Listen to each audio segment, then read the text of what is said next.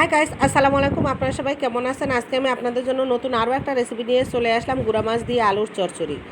তো বন্ধুরা চলুন দেখবেন আমার নতুন রেসিপি। এর জন্য আমি চুলার উপরে একটা প্যান বসিয়ে তাতে 2টি আলু কুচি করে ভালোভাবে পরিষ্কার করে দিয়ে দিলাম। এরপর আমি হাফ চা চামচ হলুদের গুঁড়া, 1 চা চামচ মরিচের গুঁড়া, হাফ চা চামচ ধনিয়ার গুঁড়া, হাফ চা চামচ জিরার গুঁড়া, 4টে পেঁয়াজ কুচি, 1 মুঠো কাঁচামরিচ কুচি, 2টে টমেটো কুচি, হাফ কাপ রান্নার রেগুলার সয়াবিন তেল,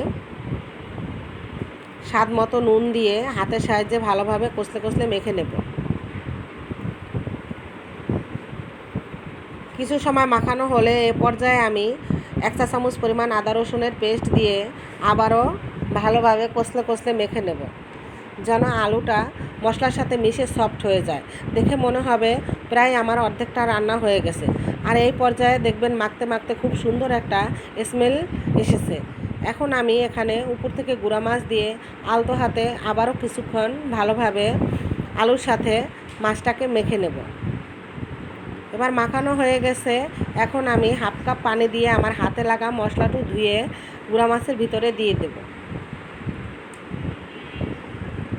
এবার চুলাটা হাই হিটে বাড়িয়ে দিয়ে একটা ঢাকনা দিয়ে চাপা দিয়ে আমি 10 মিনিট অপেক্ষা করব।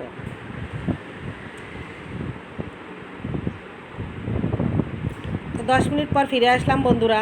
এবার আলতো হাতে হাতা দিয়ে আমি আবারও একটু উল্টে পাল্টে দেব। এবার আবার আমি ঢাকা দিয়ে 10 মিনিট অপেক্ষা করব। এবার 10 মিনিট পর আবারও ফিরে আসলাম বন্ধুরা। এ পর্যায়ে আমি কিছু ধনিয়া পাতার কুচি দিয়ে চুলার জালটা এবার একটু কমিয়ে দিয়ে আমি আরও 10 মিনিট অপেক্ষা করব ঢাকা দিয়ে। 10 মিনিট পর আবারও ফিরে আসলাম বন্ধুরা। এখন আমি আলতো হাতে আস্তে আস্তে ধনিয়া পাতার কুচিটাকে উল্টে পাল্টে আলু ও গুঁড়া মাছের সাথে মিশিয়ে নেব। আর আমি এভাবে কিছুক্ষণ অপেক্ষা করব যেন আমার চচ্চড়িটার নিচে একটু লাল লাল পোড়া পোড়া হয়।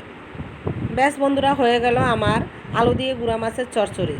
দেখে মনে হচ্ছে আসলেই খুব স্বাদ হবে।